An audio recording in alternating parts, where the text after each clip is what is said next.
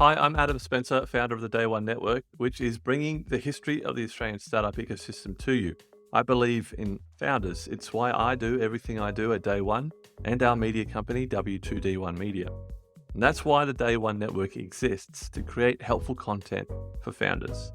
We've got some great shows in development, but a large part of what we do couldn't be done without support from our partners and sponsors. And I couldn't be happier than to be working with NTP, who get community better than any other technology recruitment company out there. A Newcastle company like mine, NTP are invested in seeing the growth of the local tech community in Newcastle, Sydney, and more broadly Australia. So thank you, NTP, for helping us bring helpful content to founders and the startup community in Australia. Back to the interview. Hi, I'm Adam Spencer, founder of the Day One Network, which is bringing the history of the Australian startup ecosystem to you. I believe in founders. It's why I do everything I do at Day One and our media company, W2D1 Media. And that's why the Day One Network exists, to create helpful content for founders. We've got some great shows in development, but a large part of what we do couldn't be done without support from our partners and sponsors. And I couldn't be happier than to be working with NTP, who get community better than any other technology recruitment company out there. A Newcastle company like mine, NTP are invested in seeing the growth of the local tech community in Newcastle, Sydney, and more broadly Australia. So thank you, NTP, for helping us bring helpful content to founders and the startup community in Australia. Back to the interview. Hi, I'm Adam Spencer, and welcome to Day One, the podcast that spotlights Australian startups, founders, and the organisations that empower Australian entrepreneurship. We go back to the beginning to tell the story of Australia's most inspiring founders and how they built their companies. On the episode today, we have... G'day, I'm Niki Scevak, co-founder of Startmate and Blackbird. Can you give us a bit of an elevator pitch on Blackbird? Blackbird is a venture capital firm that invests right at the beginning of the most ambitious stories to come from Australia and New Zealand. And as the company succeeds, we would love to invest hundreds of millions of dollars in those generational companies that truly reshape industries and problems that they're going after.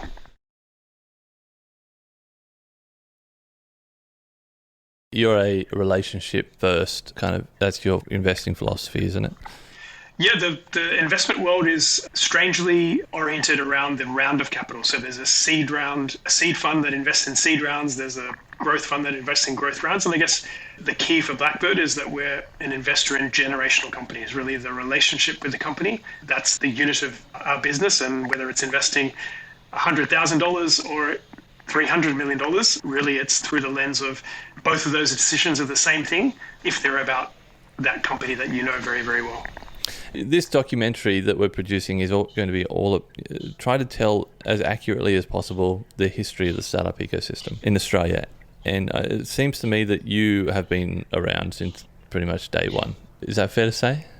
I would say I have been around since 2009, which I think was the beginning of a second wave of startups. So certainly in the dot-com boom and bust of 1999, there was a whole first wave of the industry, but I think sort of the second generation or the current wave really began around that sort of 2009, 2010 period. That's really interesting. Can you might not be able to answer this question, but what did you understand what the ecosystem looked like pre-2009? The ecosystem didn't really exist, but what did it look like from your perspective? I think what was interesting is that you had a bunch of successful companies beforehand. So Atlassian was created in 2003. There was Campaign Monitor, Half Brick Studios, Redbubble, Aconex. These are all companies that were already successful in 2009, 2010. Yeah. And so even though you had great startups, you didn't really have great investors, or you didn't really have great other parts of the ecosystem alongside those companies. But really the essential ingredient is successful companies, and certainly there had been many in Australia. They were disparate. They weren't talking to each other. The sort of circle of life, the magic of Silicon Valley, when someone creates a company, invests and helps the next generation, that moment hadn't happened, but you had the beginnings of really successful companies. Is that what kicked off the second generation of the ecosystem in Australia? That and you've talked about this in the past, but Brad Feld's book, Startup Communities, like that's what the premise of that book is about, as I understand it. Do you think that happened in Australia off the back of, the Atlassians and, others like that? Yes, absolutely it did. I also think there was a shift from creating businesses that were the best in Australia to creating businesses that were the best in the world and had this global ambition about them, and particularly that as a catalyst, and then certainly the way communities are built from the bottom up, from the founders who create successful companies passing on their knowledge and investing their money into the next generation and helping them succeed. Really, that's the flywheel. As you said, Brad Feld's Startup Communities book perfectly summarizes it, but essentially this circle of life of a successful founder helping and investing in the next generation. Can you take us right back to when you first dipped your toe in the water? What did it look like when you first got involved in terms of community, size, different support structures that were out there at the time? They're probably really non-existent, but any government support? What did the landscape look like? Yeah, my first steps into entrepreneurialism came when I was at university. So I had done a course called Business Information Technology, and it was a scholarship course. You got paid $200 a week to do it. So that was the reason why I chose it. And in that course, there were about 40 people, and it was an incredibly entrepreneurial group of people. The course itself had nothing to do with startups or anything like that. It was to do with sort of information systems and at big companies, and it wasn't entrepreneurial at all. However, in the course, because it was very competitive to get in, I think there was like 800 people who applied and 40 people who got it. You had this sort of ultra competitive group of people, and included in that were Mike and Scott from Atlassian, as well as a whole host of other folks who've gone on to great success. And so in university, Mike and I were roommates at the time, and we created a startup called the Bookmark Box. We'd kind of been reading at the time. There were magazines like the Red Herring and the Industry Standard. These were like 300-page magazines, and we'd go to the newsagent and grab them and like devour them in a couple of days each time they were launched. And we sort of caught this bug of the internet and created a company called the Bookmark Box. We had an office in the Australian Technology Park, which is actually home to Startmate originally, so the circle of life there as well. We were in a really small office with a bunch of other companies. Those other companies tended to be either, say, consumer internet, and I would say helmed by finance people. So MBA might have done McKinsey, creating a sort of financially driven company versus a product-driven company. And I'd say that change from the first generation of financially driven people versus product-driven people was the big difference between, say, the 99 generation and the 2010 generation. It was still very much, I would say, an incredibly small amount of people. So even though the business news at the time was all about the dot-com boom, there weren't so many people in Australia that were creating a lot of startups. There was some activity, but it wasn't anything compared to today's activity. And then certainly, 2002 to 2005, that nearly completely disappeared and what small activity there was. So I think the big change was the finance types originally got replaced by the product types in this generation. You just mentioned the first generation, the .com. You're talking about the second generation product people. I think that's what that generation can be summarized as. Do you have an opinion on what the next generation of the startup ecosystem might look like?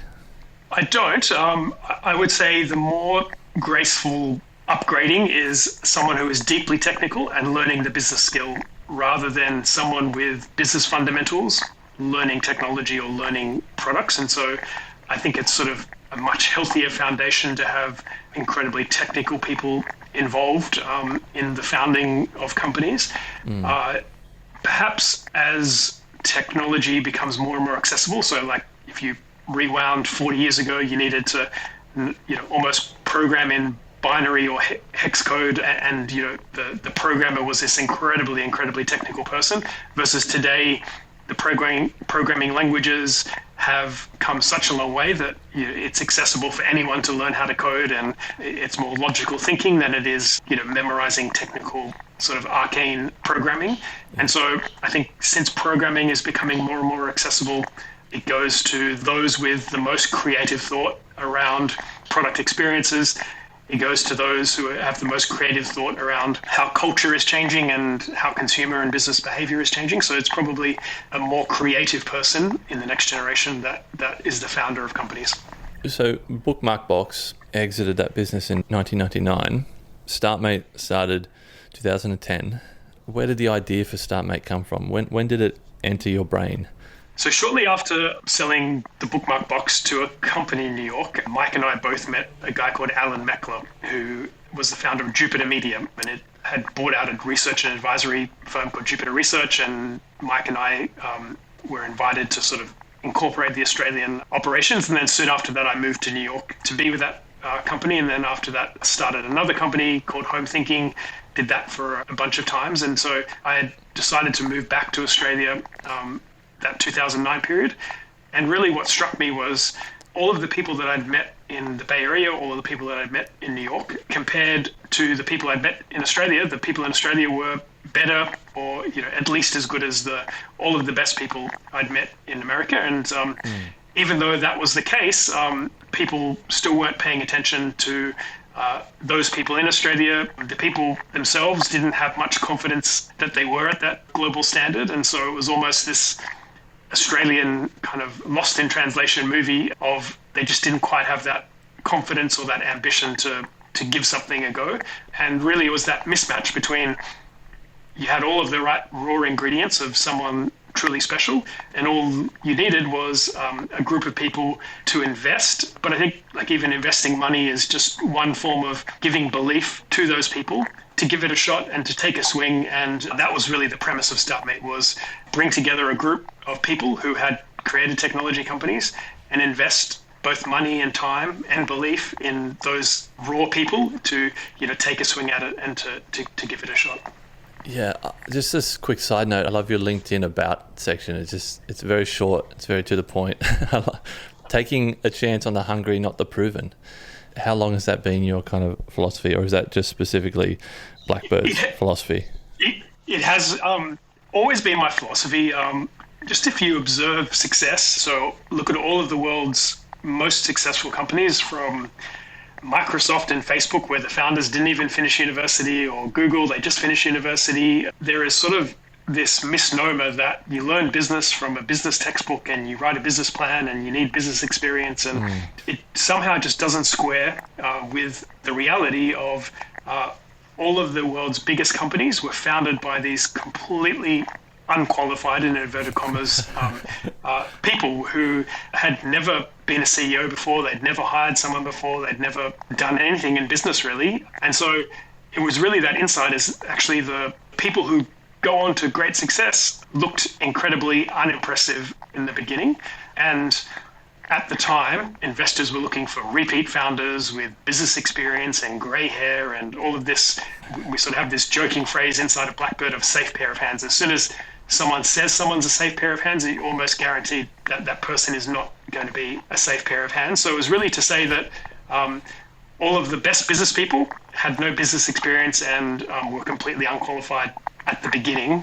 But what was obvious was all of these people had a thirst for learning, and you could almost observe this vertical learning curve in each of them, such that even though you're betting on them when they were unqualified, all you had to do is wait a certain amount of time, and then they would be, the celebrated CEOs of Jeff Bezos and so on and so forth. So, and also the outsiders, bring about the change rather than the sort of boiled frogs of the insiders who have grown up in an environment and accepted things and almost resign themselves to say that that's the way the world works. Versus usually naivety is said in a negative way, but actually there's an incredible positivity to naivety, where that fresh thinking, which is often wrong, but fresh thinking, which is sometimes right, and that's actually how the world changes, that's actually how things are done differently. And so I think always, seeing the Atlassian story up close, and again, Mike and Scott, no business experience, creating what is now one of the most valuable companies in Australia, seeing both up close and from afar, I'd always sort of gravitated towards those unimportant people, in inverted commas, who actually go on and do something. Before we get into some meaty questions about the startup ecosystem, where did the name and who come up with the name Startmate? and what's the meaning, if there is some grand meaning or maybe not, and also Blackbird? Yeah, the name Startmate actually came from Mick Levinskas, who at the time was a founder of Pollenizer with Phil Moore, and both have gone on to greater things post Pollenizer. The name Startmate was an analog to the Nike Just Do It. It was basically sort of just start, mate. This artificial barrier in your mind of starting is what is preventing you from succeeding, and just give it a shot. Just go and do it. Don't talk about it. Just go and do it. So Mick was the person who came up with Startmate, as we were throwing around different names, and that's the one that stuck amongst the initial group of people. Blackbird comes from, there's a couple of different explanations, and you can sort of choose your own favorite, or choose your favorite interpretation. One of them is Blackbird is the world's fastest fighter jet. So Lockheed Martin had, for years, maybe even decades, spent billions or tens of billions of dollars trying to create the world's fastest fighter jet, and had failed to do so. And it was a humongous company with lots of the most talented people, with layers of management and so on, but they'd failed. And then there was a breakaway team, the Skunkworks team, that said, this is ridiculous. And a small team actually went on to create the Blackbird. And I think it's still even the fastest plane today. And it was really this idea that small teams can achieve something that big teams cannot. People always think of the incumbent as the best placed person to win a market or a new market, to hang on. And really, that's not how the world works. The world works through these sort of small upstarts with nothing to lose and everything to gain, and those dynamics of success maximization. So first of all, if the team succeeds, it'll succeed wildly. They will be the most successful people in the world. And then equally, if they make no progress, they will just fail miserably, and the company will run out of money, and they'll all need to go and get new jobs and so on. Versus in a big company, it's more this failure minimization device where if you don't try, you won't fail. And if you won't fail, you won't lose your job.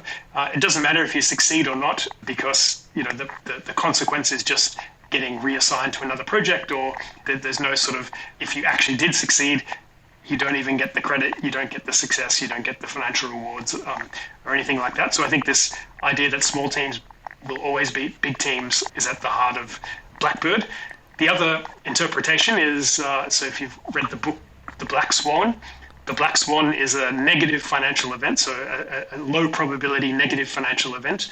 And the idea, black swans are from Western Australia, that these rare creatures that appear is very similar to the way that the startup world works. Obviously, they're low probability positive financial events, but sort of people always miss the rare outlier, and that rare outlier accounts for the majority of returns. I think in the entire dot-com boom and bust, if you had invested an equal amount in every single internet company around 1999 or 1998, a single investment in Google would have paid back and generated profit more than every other loss that happened during that carnage of a boom-bust cycle. So you could have invested in one company that would net out tens of thousands of other companies that lost everything. And really, that's the way that the startup world works, is there is a single company that accounts for the vast majority of returns. And Blackbird being, first of all, black swans being Australian, and so Blackbird being a version of those, but in a positive sense, a low probability positive outcome. And so you spent about a year or two at Startmate before launching Blackbird, according to your LinkedIn. In those roughly 2 years, what happened to make, or was it always the plan to launch eventually Blackbird? No, it wasn't. And really, I think the only ambition for Startmate at the beginning was, I had moved back to Australia. As I said, I'd met all of these great people here that were the equal or better of the people I'd met in the Bay Area in New York. I'd started to angel invest my own money, so I wanted to begin investing in early stage startups, and I'd sort of started on that path, but I didn't have much money. Call it like $25,000 for 2 startups per year. That was the kind of budget I was operating on at the time. And so the idea for Startmate was to bring together a group of people so that we could invest in more startups at the same time. If we ran through batches, decision making would get better, more rapidly. Companies would get more value if they were a part of a cohort or a community. And so that was the sort of initial premise for Startmate, but it was run 3 months of the year. During those 3 months, I would work 2 days a week on Startmate, and actually I was launching another startup at the time. But very quickly, I think, realized that this is what I truly loved to do. So one framework for that was if you go to high school, you make a bunch of friends. You go to university, you make a bunch of friends. And after that, you don't really make a bunch more friends. And Startmate was really just another wave of friends that I had made. And that was really a clue, I think, to say that this is how I wanted to spend my life. And so for the 2 years before Blackbird, and Startmate being almost a precursor to Blackbird, it was really that depth of relationship that I had formed with a bunch of the people that went through Startmate that said, this is actually what I want to do with my life. And then secondly, just from a purely business point of view, as I said, there was this paradox. There were already successful companies in Australia, but no one really paying attention to them from an investor point of view. And so from a startup idea point of view, a dramatic supply of awesome companies and a dramatic undersupply of people looking to invest in those companies. And so really Blackbird, teaming up with Rick Baker and Bill Barty to form Blackbird, it was the biggest, best idea for a company that we all had because of how dramatically underserved the startup community in Australia was at the time. Can you give us a snapshot of what the landscape looked like in 2010? Yeah, there were successful companies. The version of success looks modest. I think Atlassian, maybe had $50 million in revenue, and they maybe had 100 or 200 people at the time. So it was there was a bunch of Series B, in inverted commas, level traction startups. There were a bunch of early stage founders, so maybe someone had raised the seed round and 10 people, or somewhere between 20 and 50 people. There was also, as I said, a change in personality from the founders running those companies. Were all very product driven, and they were all very technical, and they were all trying to be the best in the world. Campaign Monitor was eking it out with MailChimp and so on the global stage. BigCommerce, Atlassian, Half-Brick Studios had just enjoyed some initial success in the iPhone App Store with Fruit Ninja, and Aconex and Redbubble were sort of growing very, very quickly as well. So I would say there was a bunch of early growth stage companies, but I would say in total there was probably 30 companies or 50 companies in Australia that had any level of commercial progress. A successful community, but it was still a really, really small group of people. But all, as I said, the starting of Startmate was a bunch of coffee meetings, and I didn't convince anyone. I just surfaced this belief in all of them. I surfaced this agreement that they'd been thinking about something similar, and it was almost like just giving them a way to say yes to that idea that was already in their head. And I think also there was a surfacing of belief in that they would have loved for this community and this program to exist when they had started their own companies. And so particularly amongst those founders, who were the only people that I spoke to in building the initial mentor community, it was almost like a one coffee yes meeting, because again, they'd been thinking about this already, and I wasn't convincing them or educating them in any way.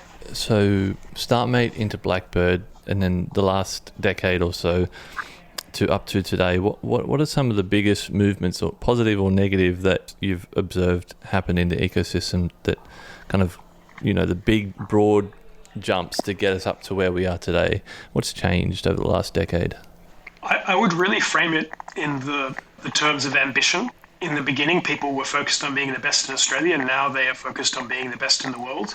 Where they were focused on exiting their companies after a couple of years, like back in 2012, all investors and all investors were telling startups, and all startups had this silly idea of an exit strategy, and they would have a slide in their pitch deck of when they would exit in 5 years, and they'd predict the price that they would exit at to 5 decimal places, and they would nominate the company that was going to acquire them at a specific point in time in the future. And it was really this almost like sad state of like, if they did become successful, they would sell, which is almost like saying, if you would have a great marriage, what's your divorce strategy? It doesn't make sense if something is going well to not continue that. And so I think the big change was globally ambitious, and the big change was someone doing their life's work over a number of decades. And so the fact that Atlassian did not sell, I think, was a huge, important turning point in the community. Recently, as we're sort of recording this interview, Afterpay decided to sell to Square a few months ago. It was an incredible journey for that company. But I would argue that had they waited just another decade or two, again, if you just keep compounding, if you keep, it's all down to those generational companies and staying independent. And if you give it enough time, you'll be worth hundreds of billions of dollars or trillions of dollars. And Australia will have its version of Facebook or Google and enter into that same realm of $1 trillion company. It's just the decision not to sell, because if you're doing something that is really successful, you'll definitely get offers to sell for $100 million. You get offers to sell for $500 million, $1 billion, $10 billion. The list goes on. And it's really only those founders and companies who are doing their life's work who almost irrationally say no to those offers because they're very generous in the moment in time, but incredibly, short-sighted in the, hindsight of the future. And so I think people trying to be the best in the world, and then people trying to build a company over their life and a number of decades, that's what really changed, rather than trying to be the best in Australia and sell for $20 million after a couple of years. Yeah, you definitely put Canva in that category of doing their life's work. Yeah, I think Australia so far has produced 3 generational companies: Atlassian, Afterpay, and Canva. I'm obviously very biased. I think Canva could be the thoroughbred of Australian business history. It is the Far Lap of our time. It has a chance to grow into a $1 trillion plus company. It has the chance to be a Microsoft or Google or Facebook sized company over the next couple of decades. And I think just how product driven they are, how they have built the team and the culture at Canva, how it's still not even 1 decade old. I think it has a truly a special chance. Not to say it is preordained or it will happen, but I think it has a great chance of something truly special and something that has not been seen in Australian business history. Now that we're kind of caught up to present day pretty much, what do you think, did we miss anything really important up to today? I think the other element that really laid the groundwork was the decision by Google to open up a local engineering office. So many people might know that Google Maps was invented and built in Sydney.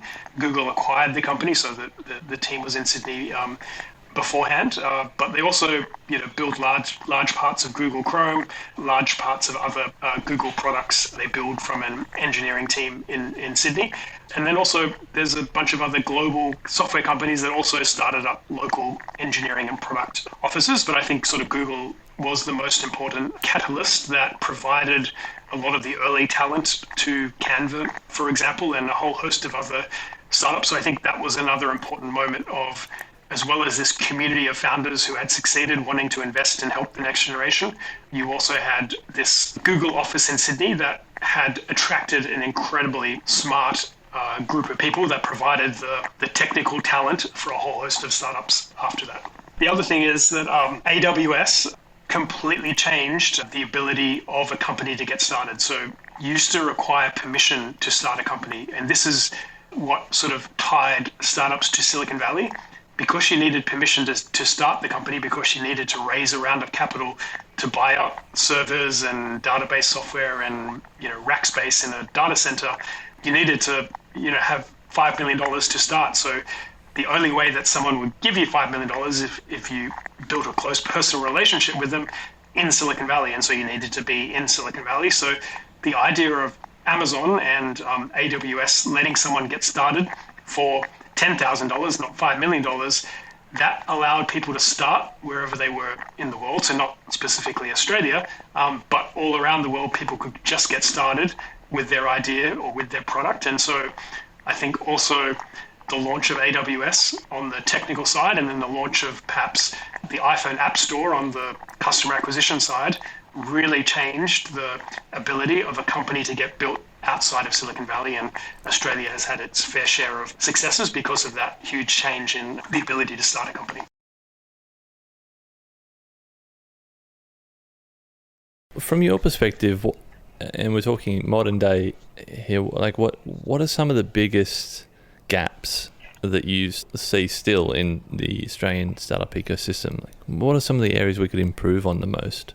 I think, again, this is a snapshot that I have 100% belief that will get fixed and will get improved. If I rewind back, what were all the criticisms of starting a company in 2010, for example?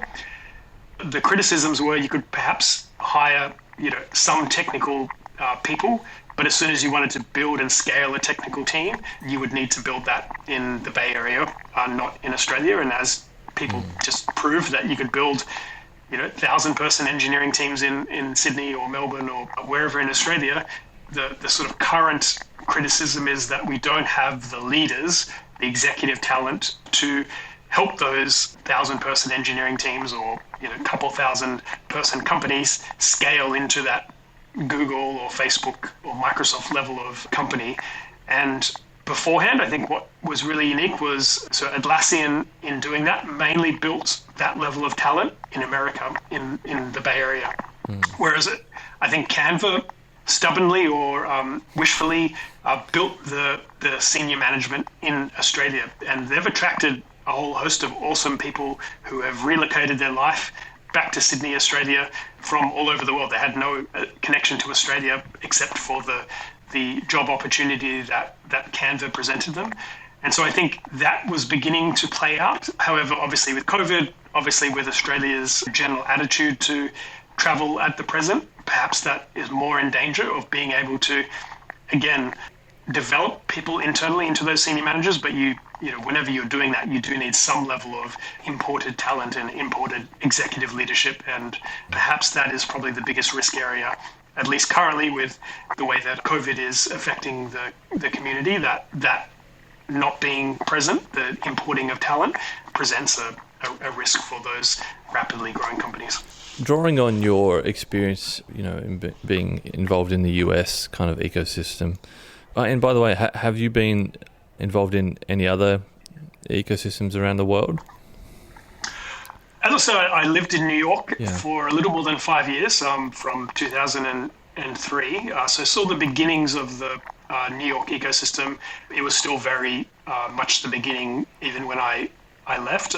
I'd spent a bunch of time in the Bay Area, from when I was in the US, and then also ever since I started Startmate and Blackbird have always been a regular visitor to the Bay Area outside of COVID. And so they're the main sort of sets of observations that I've made, and obviously all of the experience in Australia. So the two-part question, what do you see as, what are we doing really well in Australia in terms of the startup ecosystem? And have you observed anything that makes us unique, like a competitive advantage that we have here that maybe you haven't observed in other ecosystems? Speaking at an ecosystem level, I always like to describe it as in the context of the Olympics, and Australia will win more than its fair share of gold medals in all these different variety of events, and it just requires those people to show the determination and the skill and the resilience and the day in, day out work to get to that Olympic standard in whatever pursuit that they choose. It's more about the people. It's about, Australia doesn't have a competitive advantage in swimming, but Ariane Titmus and it's those personal stories that are the key, and sort of culturally to support more and more of those stories, I think is anyone can do anything basically. And so I think there's no competitive advantage in the ecosystem level, but Australia is full of super talented people with, hopefully given the ambition to take a swing, will always win, more than our fair share of gold medals in whatever they choose to focus on. Amazing answer. I want to ask you the advice question. I ask everybody this. If a brand new founder came to you tomorrow, what one thing would you tell them? I think just do it. The number one thing that stops people is that they overthink it. So they erect all of these artificial barriers in their mind. The idea isn't quite perfect. The situation's not quite perfect. The something else is not quite right. It's just go and do it. And I think also the go and do it is keep it very, very simple. It is only about the product and talking to customers. So build the product, talk to customers. Those are the only two things that you should be doing. You should not be concentrating on PR. You should not be talking to big partners. You should not, care about the 30 under 30 list. You should not care about the almost like this theatrical element of startups, because it's easy to do. There's no need for a business plan. Like sort of at one extreme, you don't need to fall into this sort of perfect plan fallacy. I think you just need to get started. You just need to talk to customers, and then you just need to build the product. And I think keep it very simple, product and customers, and only do those two things. And, what can you do today? There's nothing that should be stopping you. You should be able to, stop listening to this and just go and do something. Go and talk to a customer right now. Don't talk to people for advice. Talk to customers. I've got two more questions for you, Niki. Do you have an unpopular opinion that you just firmly believe is truth, but no one else seems to be on the same page with you about in terms of startups and entrepreneurship? We talked a little bit about the hungry, not the proven. I don't think people even now look to invest in people with no business experience, for instance. The other one is that the idea that the investor needs to be the expert or the teacher. I think that's actually a dangerous thing, where if the investor knows more than the startup about whatever problem that they're solving, that is like a danger signal rather than a good signal. And people always sort of insert their ego into it of like, I will only invest in startups that I can help. That the best startups need no help, and the best startups will succeed anyway. And so you're inserting this artificial handicap onto the decision to say, could you help the startup or not? Doesn't matter. It's your ego. It's not whether the startup will ultimately succeed or not. So I think investing in people with no business experience, investing in things that you know nothing about. Again, all of the best investments we've made are where we are the student, not the teacher. And that's always like a good test as to if something is fresh and new and interesting. On some level, if you already know it, it's not new. And so for something to be unique, it needs to be new. And again, you're not trying to be the expert. So the last question isn't really a question. It's more of, I want to just give you a couple of minutes to talk about whatever is top of mind for you. Like what keeps you awake?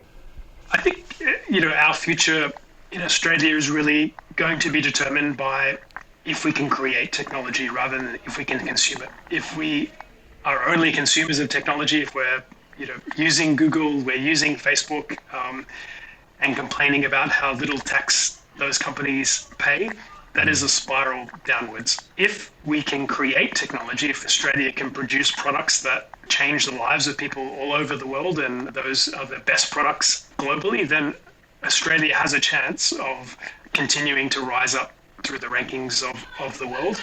And I think there's also just this network effect of ambition. So if you do something that is incredibly ambitious, it's actually more likely to succeed than if you try to do something that is not as ambitious. People always think if you sort of halve your ambition, you double your chances, where my opinion is that if you halve your ambition, you halve your chances. If you do something truly ambitious, it attracts all of the best people to work for you. And if all the best people work for you, all the best investors will want to invest at the best valuations. And there's a certain network effect to ambition, such that by being ambitious, it makes the outcome more likely, because all the best people want to work on ambitious things and want to make that ambition thing a reality. And so I think culturally in Australia, to encourage great ambition, to encourage people to do their life's work, again, not to sell the company after 5 years after it's initially successful, but to let the ambitious idea compound away over their lifetime, such that you get the Atlassian, you get the Canva, you get the Westfield, which is, again, another life's work that was compounded over many decades. And I think culturally, if we think in that way of global champions, of creating products, not consuming products, then, Australia is going to be a very successful country. That way of thinking, is that part of what's contributed to the success of Blackbird, that you were so ambitious from day one?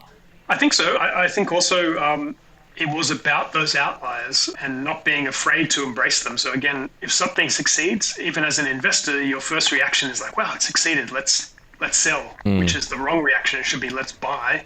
And so, we first invested $250,000 in Canva right at the beginning, but we've invested more than $270 million over Canva's life. We hope to invest even hundreds of millions of dollars more. And so I think making the business all about the Blackbirds, the rare outliers, making it about building those relationships rather than subtracting from them if they are successful, I think that's always sort of guided us. And also just sharing your philosophy publicly, sharing the sort of belief that it's okay to be ambitious. I think, again, that sort of chemically reacts with the people who listen to that and decide to, go and do a startup, go and, aim higher and so on. So I think I almost view our role as hopefully re-raising people's ambition such that, again, it sort of chemically reacts with the people that hear it, and then they go on to try something, and that then goes on to inspire people to join them and to fund them. And again, this is all a network effect of progress.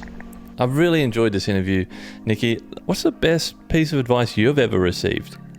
I think just the opportunity to learn from people. I think people artificially constrain that to people that you meet. So one incredible thing is just the internet and its broadening of knowledge. You can learn from all of the best people in the world. So previously you could learn from the best people in the world through the books and libraries of history, but just the internet is sort of 100x that. And if you listen to podcasts, you listen to presentations and read blogs, and you can actually learn a lot from people at their best. I think, I've been given the opportunity to meet with a lot of awesome people in Silicon Valley, and almost if I compared listening to the podcast to having coffee with them, I oftentimes learned more from the podcast because they were prepared, they were sort of had clarified their thinking, they were charismatic and sort of pithy. And I think people underestimate just how much you can learn from people now that we have the internet, and just how much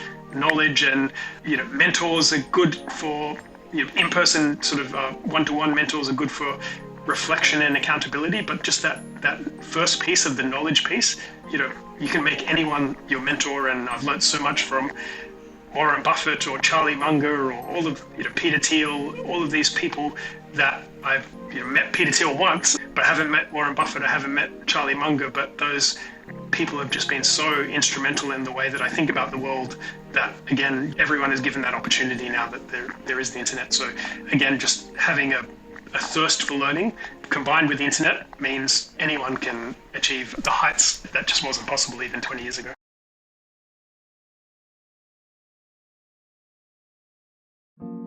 I hope you enjoyed that interview. More interviews are on the way. Follow the podcast wherever you're listening right now. Stay tuned for more interviews with many, many more amazing people from the Australian startup ecosystem. Thanks for listening, and see you next time.